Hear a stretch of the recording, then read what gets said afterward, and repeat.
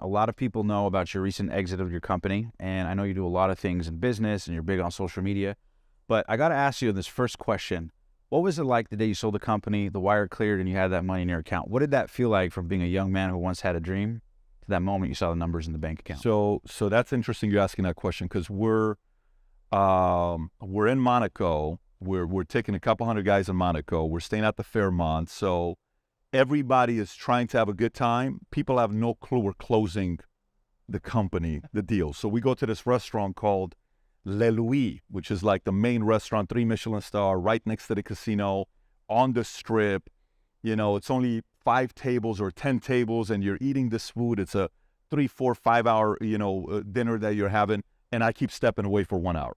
I keep stepping away for 30 minutes. They're like, why is Pat stepping away? But I can't tell them why I'm stepping away because we're going through it right now. And then eventually the deal is done. The announcement is made. And my wife and I go to have breakfast together at this one place in Monaco, which is like 7-minute walk from the hotel we're staying at. And I'm sitting right in front of her at this regular, French breakfast spot that nobody knows. And we're just talking. And it was 3 hours of the most unique smile that we both had on our faces. Very emotional, a lot of crying, a lot of laughing, a lot of genuine respect and gratitude for each other to have done what we've done. Then there was a different moment with our sales leaders on what they did to help the company get to where it was, because we would never be without them. The people that were in that meeting, they know how that meeting went. Incredible, another emotional meeting. And recognizing what Tom did to help the deal go from beginning to the end.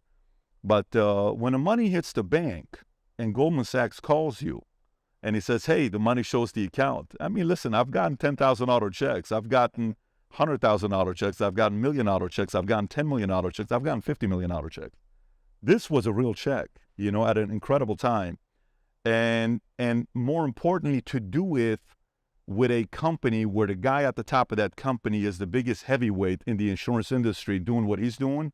Brian with IMG, it was a great partnership. We had some of the biggest private equity companies that their names, that the deal was pretty much done with one of them, one of the top 10 biggest. Everyone knows who it is.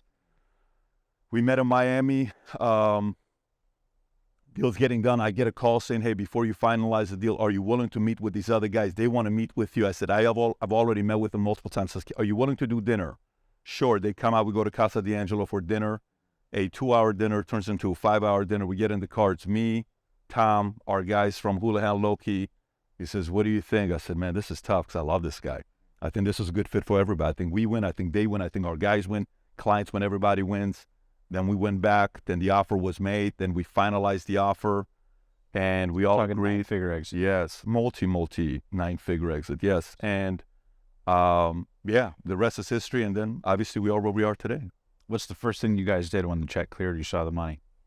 Like buy? Or buy, say to your wife, feel that day, take that moment. For me, I'm all about, I want, like the moment I realize I can compete in something, and then you go through the anxiety of, now you can compete in this area. How big do you want to go? It's a very interesting one-on-one moment you'll have with yourself. Like when I was first selling insurance, I had no idea how good I could be in insurance. And then at one moment when this happened, this is like May of 2004, had been in it for 2 years, I said, I can really make some money with this. And then it was like, do you want to put in the effort? I said, I'm all in, let's go. And I started going 100 hours a week, and we started competing. So it's a beautiful thing when you sit there and you have I had 2 people I was competing with in the marketplace.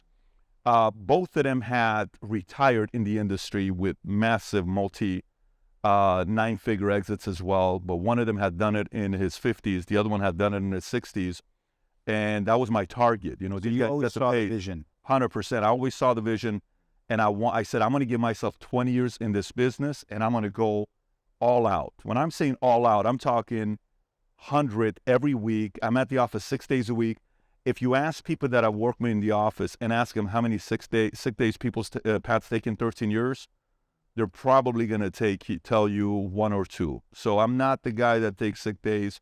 During COVID, I worked every single day except for one Sunday during COVID because it was a very uncertain time. But again, going back to the whole part when you're saying how this was, the first feeling is, okay, here's was the vision. This is what we casted. It became a reality.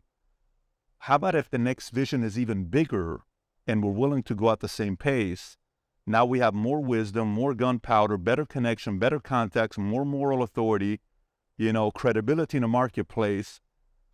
What kind of an impact can we make next? And what can this next run look like? So it's an incredible feeling to say the least, because it validates your teaching and your philosophy. So during the time, if a lot of people said, oh, he has no clue what he's talking about, oh, he's wrong, oh, he's all about this, and he's all about that, and then the market validates it with that big of a check, then those guys have to go answer to the people that they sold that this guy had no clue what he was doing.